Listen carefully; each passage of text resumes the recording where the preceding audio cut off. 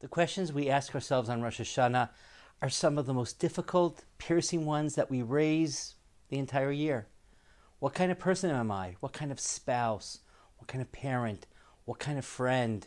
What kind of Jew? What kind of human being? Answering these questions honestly is difficult, and recognizing the need to make changes and improvements is even more challenging.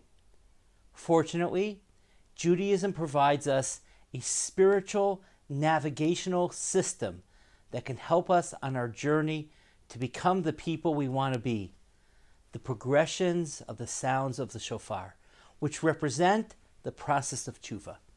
These shofar blasts begin with an ordinary sound, the tekiah, representing the daily routine, the humdrum reality that we all become accustomed to. This leads us to the next sound, shvarim, whose broken blasts asks us to break the routine, the need for reflection and cheshbon hanefesh, soul searching. The shvarim then gives way to the staccato urgency of the trua,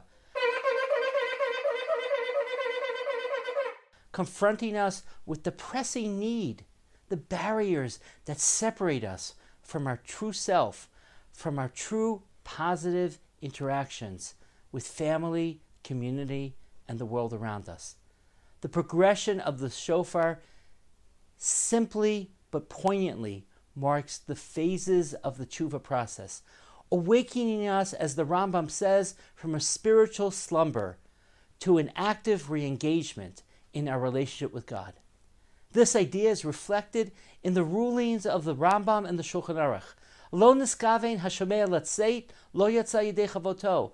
If one hears the sound of the shofar Rosh Hashanah without having kavanah, intent to fulfill the mitzvah of hearing the shofar, then he or she has not fulfilled the mitzvah. Why would this be? After all, the unmistakable sounds were heard, whether you had intent or not. The answer is that a person may have physically heard it, but when it comes to the mitzvah of shofar, more than just hearing is required. The crux of the mitzvah is to consciously internalize the sounds. The process of introspection may not be perfect, which is why the halacha states that even if one hears the blast from a stolen shofar, one fulfills their obligation, highlighting the fact that our reconciliation with God may not be completely personal, may not initially be completely authentic. It may be that we're borrowing sounds or actions to engage God from someone else. It might be a little artificial, stolen, but doesn't make a difference if it's not completely authentic. That's okay. We don't expect that the sound initially will be completely authentic. The crux of the mitzvah is about the intent to consciously hear and respond to the sounds being emitted. It's asking us to break the barriers and ponder the hard questions that we mentioned in the beginning.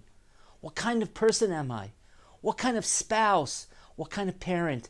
And if we're not yet fortunate enough to be parents, please God, the prayers of Chana and Sarah should be internalized on this Rosh Hashanah. Yes, honestly answering these questions is difficult, and recognizing the need to make changes and improvement is even more challenging. That is why we must remember that the sounds of the shofar are part of a progression of the spiritual navigation system, the beginning of a process that symbolizes our commitment towards a renewed relationship with God.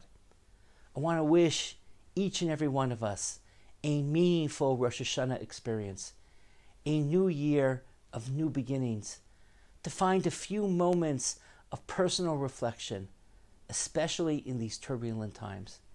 May we truly have the power and the inner charisma to internalize the sounds of the shofar so that we can succeed in becoming the people we have the God-given potential to be.